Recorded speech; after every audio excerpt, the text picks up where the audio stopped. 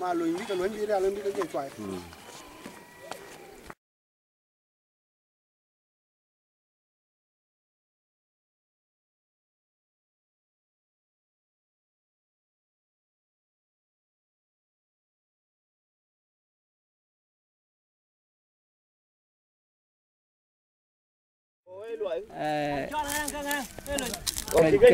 cái trâu ở trên đang nghề cái buga lùi cái buga lùi chỉ đàn bền chứ mình chín bên cái này cũng buga quý cái bây giờ là trên đây nắm thẹt phản đồ này giờ in bên chín ô bố mà nó còn ngồi cô đáp phiền cái thú ra đó chứ mình chỉ hoàn bi nên cái cùng nghĩ đến cái thú ra đầm men đó cả ok qua lùi hoàn à quê cái ai cái coi chỉ bên ai cái coi chỉ ai quê à cũng coi chỉ cái bé à coi cún mà nếu coi bên cái coi được cái miếng được phiền này chụp ok lùi là xe gà ra đó cả men đó cả quay ra đây en cái ra nên cho bên lùi ra liền căng nhảy bên men thì cho đi về bên ra khôn là thọc anh ấy cháu cút trâu và anh là thắt chia cái nó của là ruộng của pin để phí gốc bên nim cho bé cút phàn để giềng cho phàn riêng xem mà đã dốc thắt tin cái khôn là cái đặc cái của cho là bờ dốc mà để gì của giáo của yên chi các cái phàn mấy chỉ vô yên thì gì anh tháo cái nằm quay về trái anh cả ô bây giờ do người ra men đi cái ô chỉ do cái lôi cái chú trì cái lôi là chuyện gì tháo cái nằm anh cả ô một bé phiếu giá thuê phình của quay cho nó để ra trồng giá thấu thế cái chú qua lôi là có là nào mít giá thấu thế na cái này cái khoai lang này thay giờ na cái chuyện gì bị bên cái cái chú khoai mì giờ lôi để phiếu cái coi cái bác do thon phiền đó có do nghĩ nón đến cái bác lôi chứ mình cháu cũng đi du núp Quran trên đàn đèn với lui cái gạt cả heo trên lưỡi cái yếu nón đến gì dân bút giá phim ở web số nón đấy gì trồng vịt để đàn với gì là bài vậy cái đàn này cho mình loa để cam chế đến cả chốn cho mày loạn men đi cái bà lùi cái anh là nó cho là mới răng là nó trộn này là nó bảo bị chỉnh đây là gia lặng bây giờ đã vẫn mà lên bây giờ đã đủ được đó anh bảo con một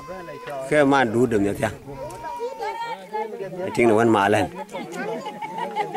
yên hoàn ôi chú dẹp cái đủ đấy chi về ni cái là che là cái này giọt yên nó cho quen nào phím cái ô dùng nghề phiền cái yếu cái đú để nằm nhà thang này để nhà khoạch có là cái là bén cái lấy đuôi này nó cho đú được là phím yên cái điên nó về ăn bà con mua cái gà con về cái màn đú được thua là đi cái bí màn đú là thinh nó này vào cái dầm cái gì nó thao tại được phan nó loạn cái đó là cái là thinh đủ leo vào mua cái đâu cả thì cà phê ấy là nó cho đú dám nó phải quẹt ok khuê tới đây ấy đúng là uống nhớ về sao hay là bé cái đó đu đi như thế mấy nhìn bay phèn nhìn cho vô cái trong hoàn chiang bài hoàn tệ bài ngồi cái chi đấy rồi đó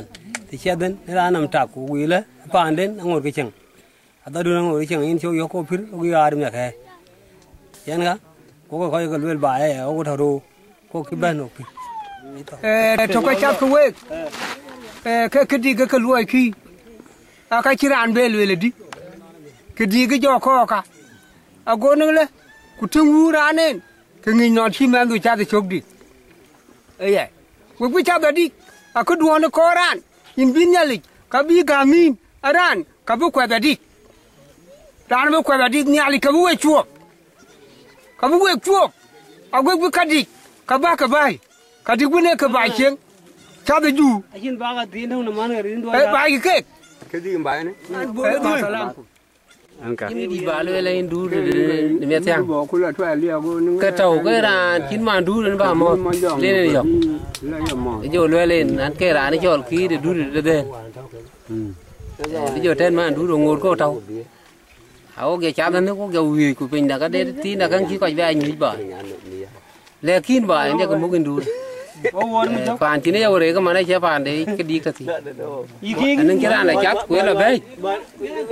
cái đấy cho ta đu nè nghỉ phản thôi bây giờ cho phản nó trên cho thế này ra là ngay thì hái trên bài bài đấy là cũng chưa lối phía chốc cái đó thì cái bài trên dùng viên nhọc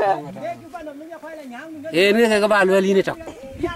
những cái bí của điểm anh tung nhì đâu trên nhảy vô bí cho thế mà đi chín thì nó ra là trên bài bài bên lọc thế nào mọi người anh ấy lọc nó có cháu có bài trắng địch chứ mà reo nó cái kiểu cái chú bé nói dưới con bé đốc bé bé reo à cái thằng làm gì thì giang nhân chọc đốc nằm vậy